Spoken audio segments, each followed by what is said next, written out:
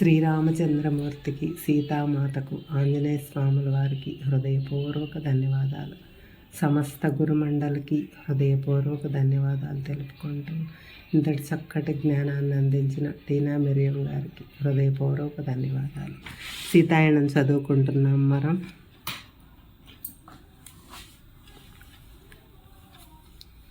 తండ్రి వేదనను ఆమె ఆనందంగా స్వీకరించి ఉండేది. కానీ అదే ఆయన ఆగ్రహంగా మారటంతో నిస్సహాయురాలైంది. భృగుని మొదటి భార్య ఖ్యాతి ముల్లోకాలలోనూ ప్రతిధ్వనించిన ఆ శాపానికి తన ధ్యాన సాధన నుంచి వెలికి వచ్చి వారు ఉన్న చోటుకు గబగబా వచ్చింది. జరిగిందేమిటో గుర్తించి ఆమె తన భర్తను నిందిస్తూ, నువ్వు నారాయణ్ణి శపిస్తూ నీ కుమార్తెను కూడా శపించావు. ఏ తండ్రి అయినా ఈ విధంగా చేస్తాడా అంది. అది భృగు మహర్షిని తాకి, అప్పుడు నారాయణుడు తన భార్య నుంచి విడిపోవటం అంటే తన కుమార్తెకు కూడా అంతే బాధ కలిగించటం అని అర్థమైంది. ఆమెను తన చేతుల్లోకి తీసుకొని క్షమించమని అర్థించి తన శాపాన్ని ఉపసంహరించుకుంటానని మళ్ళీ అడిగాడు.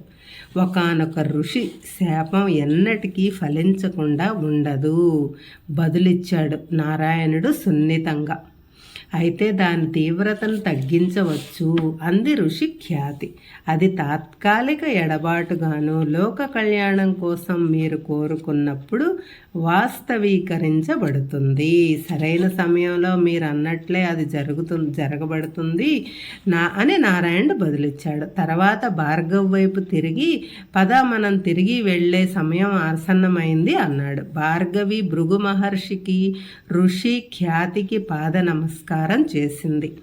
తల్లి ఆమెను లేవనెత్తి ఆమెతో కారణ పరిణామ నియమాన్ని అమలుపరచటానికి తోడ్పడటంలో ఒక ఋషి శాపం అవసరమయ్యే కాలం ఒకటి వస్తుంది. అది ఎంతో కాలం ఆ విధంగా ఉండదు.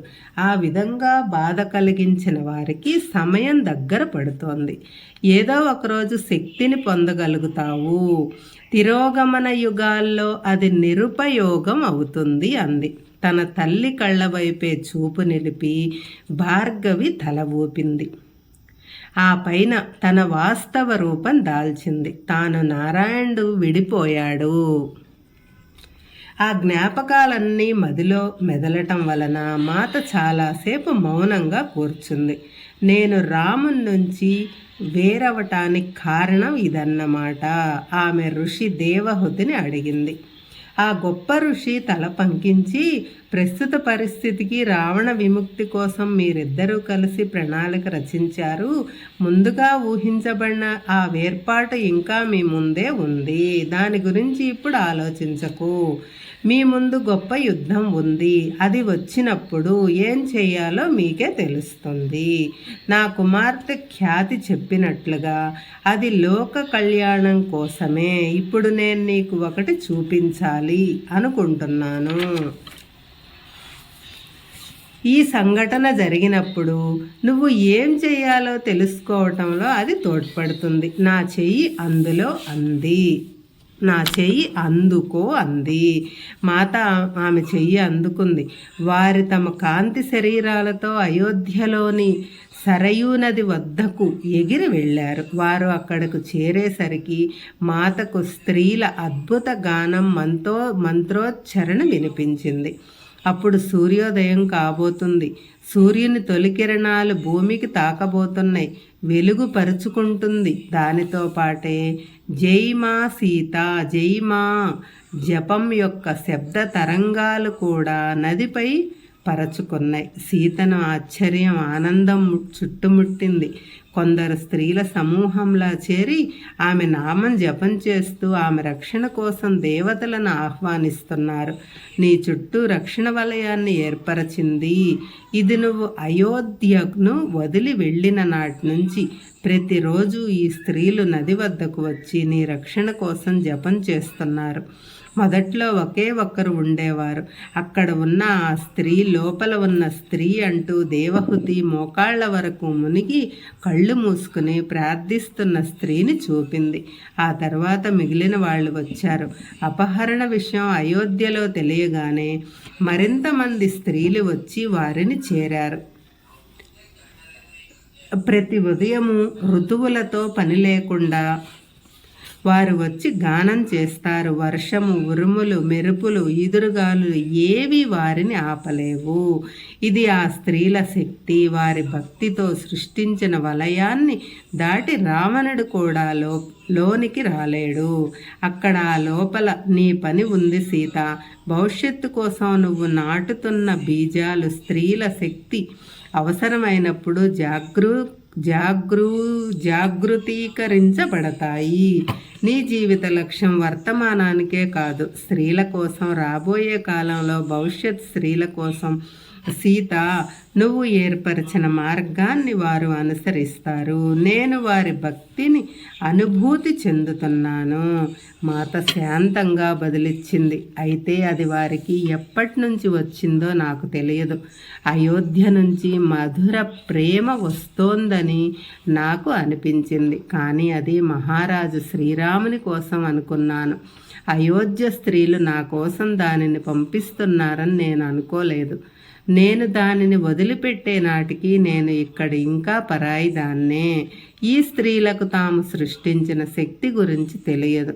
వారు నీ క్షేమం కోసం ప్రార్థిస్తున్నారే తప్ప తాము నీ చుట్టూ సృష్టించిన రక్షణాశక్తి గురించి వారికి తెలియదు. సీత, ఈ స్త్రీల ప్రేమ భక్తితో సేద తీరు మాత కళ్ళ ముందు దృశ్యం ఆవిరైపోతోంది. ఆ స్త్రీలు, సరయూ నది, సూర్యోదయం అన్నీ ఆమె ఏం జరుగుతుందో గ్రహించేలోపే కరిగిపోయి మాత తాను అశోక వృక్షపు నీడలో ఉండటం చూసుకుంది. దేవహుతి కాంతి రూపం కూడా మసకబారసాగింది. మా అమ్మ, వదిలి వెళ్ళకు. మాత విహ్వాలతతో పిలిచింది. మహర్షి దేవహుతి పైన వారు మానవాళికి అందించిన బహుమానాల వల్ల వారిపై ప్రేమ పొంగి పొరగలగా ప్రాణమయ లోకంలో ఒక్క క్షణం పాటు కదులుతూ తాను వెళ్ళబోయే ముందు ఆ ఋషి ఈ యుద్ధానికి అవసరమైన బాహ్య విషయాలన్నింటినీ రాముడు సిద్ధం చేస్తాడు. నువ్వు లోపలికి వాటి సంగతి చూడాలి.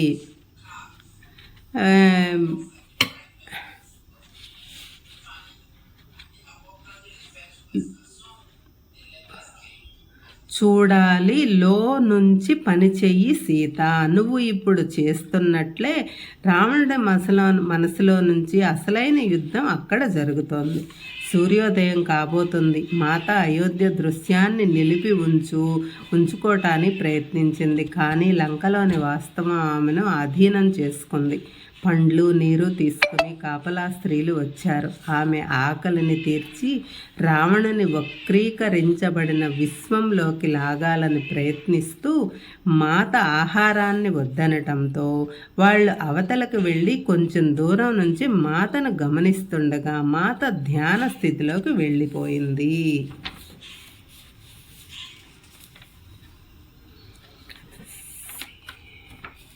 సీత బోధ.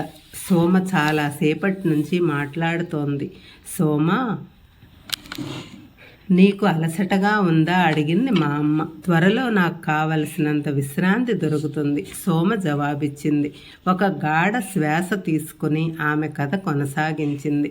సీతతో మాట్లాడిన కొద్ది రోజులకు మండోదరికి ఒకానొక భయంకరమైన కల వచ్చింది. ఆమె యువతిగా ఉన్నప్పుడు రావణుడు ఆమెను వివాహం చేసుకుంటానని అడగగా ఆమె తల్లిదండ్రులు తిరస్కరించారు. అతని కోపానికి ఇంట్లో వాళ్ళందరూ తల్లడిల్లగా ఆమె భయభ్రాంతులైంది. ఆ రాత్రి అతను ఆమెను అపహరించాడు. అతని పట్ల ఆమెకు ఉన్న భయం అతనికి లొంగిపోయేలా చేసింది. చివరికి అతనిని పెళ్లి చేసుకోవటం తప్ప గత్యంతరం లేకపోయింది. క్రమంగా ఆ భయం ప్రేమ ఆరాధనలుగా మారి అతనే ఆమె జీవిత కేంద్రంగా మారాడు. ఆమె ఆలోచనలు, పనులు అన్నీ అతని సౌఖ్యం, సమర్థుల కోసమే. తన గురించి తాను ఎన్నడూ ఏమీ కోరేది కాదు. అతను దాదాపుగా ఆమె దేవుడిగా అయ్యాడు. కలలో ఆమె అతని రాక్షస రూపం చూసింది. దాంతో మళ్ళీ ఇంకోసారి అతనంటే భయం ఏర్పడింది. ఒళ్ళంతా చెమటతో తడిసి ముద్ద అవగా గబాలను లేచింది. గబా దుస్తులు ధరించి పరుగున తోటలోకి మాత ధ్యాన సాధన చేస్తున్న చోటికి వచ్చింది. ఆమెను కదిలించటం ఇష్టం లేక మండోదరి నిశ్శబ్దంగా కూర్చుని ప్రశాంతంగా ఉండటానికి ప్రయత్నించింది. ఆమె సీత వద్దకే ఎందుకు వచ్చిందో ఆమెకే తెలియదు. కానీ వేరే ఎటు వెళ్లే మార్గం లేదు. ఆమె తన కల ఒక పీడ కల అని భయపడింది. తన ప్రియభర్త రావణునికి ఏదో భయంకర విపత్తు సంభవించబోతోంది అనుకుంది. క్రమంగా మాత కళ్ళు తెరిచి తన ముందు మండోదరి కూర్చుని ఉండటం చూసింది. ఆమె ముఖం భయంతో నిండి ఉంది. ఆమెపై కరుణతో చూస్తూ మాత ఆమె చేతిని తన చేతిలోకి తీసుకుంది. ఆమెను తాకగానే మండోదరి ఏడవటం మొదలుపెట్టింది. మండోదరి నిన్ను అపహరించినట్లుగానే అతను ఎంతోమందిని అపహరించాడు. నిన్ను అతను వివాహం చేసుకున్నాడు. మిగిలిన వారిని అతను పక్కన పెట్టాడు. అతను మనుష్యుల మనస్సులలో కొత్త కట్టుబాట్లు నెలకొల్పుతాడు. ఇది నిజానికి ఎంతో ప్రమాదకరం. ప్రజలు అతనిని అనుసరిస్తారు. స్త్రీలను ఆనందం చేకూర్చే వస్తువులుగా చూసి ఉపయోగించి పక్కన పెడతారు. లేదు, మండోదరి ఇలా జరగకూడదు. అతనిని ఆపి తీరాలి. మండోదరి మౌనంగా ఉంది. తన ముఖంపై ఉన్న కన్నీటిని తుడుచుకుని మాతను ఇలా అడిగింది. ప్రపంచానికి ఇంత వినాశనం కలిగిస్తున్న వానిపై ఎంతో ఆప్యాయతను పెంచుకుని ఆరాధించటానికి గతంలో నేనేం చేసి ఉంటాను మాత? ఎందుకు ఈ పరిస్థితిలో ఉండటానికి గతంలో నేనేం చేసి ఉంటాను? మండోదరి కళ్ళు మూసుకో, గతాన్ని చూడు. మాత ఆమె నుదుటిపై మృదువుగా తట్టగా మండోదరి అంతర్నేత్రంలో ఒకానొక గత జన్మ దృశ్యాలు కదిలాయి. ఆమెకు తన తల్లిదండ్రులు ఏ వివాహానికి ఒప్పుకోకపోవటం కనిపించింది. అతిలోక సౌందర్యవతి అయిన కుమార్తెకు తగిన వరుడెవరు వారికి కనిపించక ఆమె అవివాహితగానే మిగిలిపోయింది. హరే జై శ్రీరామ్.